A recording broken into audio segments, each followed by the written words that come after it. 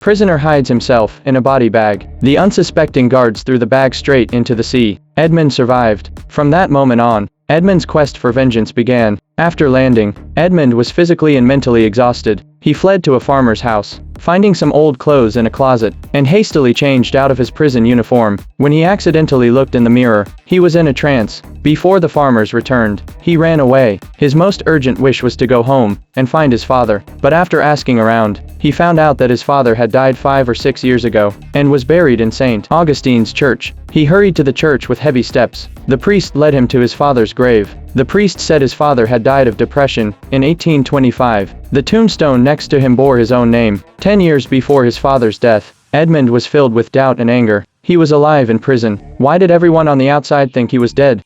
There must be a huge conspiracy behind it all. With a heart full of pain, Edmund went to his fiancée's house, but he learned that his fiancée had already married and moved to Paris. Edmund walked down the street in a state of despair. Suddenly, some guards appeared in front of him. He hid in a corner. At that moment, a prisoner took advantage of the guards to break free and run away. Edmund unshackled the prisoner. This act of kindness changed the fate of both men forever. They fled the scene quickly. Jacopo was so grateful to Edmund that he decided to follow him, no matter how much Edmund tried to dissuade him. While they were on the run, a patrol of guards suddenly appeared in front of them. In the nick of time, the two of them hid in a carriage beside each other. The coachman drove them slowly out of town. Through conversation, Edmund learned that Jacopo's ship was still at sea. Edmund became interested, so the coachman took them there. They rowed to the ship. Edmund lied that he was going to Monte Cristo to escape. In fact, Edmund had something else in mind. He was going to find the treasure Father Faria had left him. It was his hope to change his fate and get his revenge.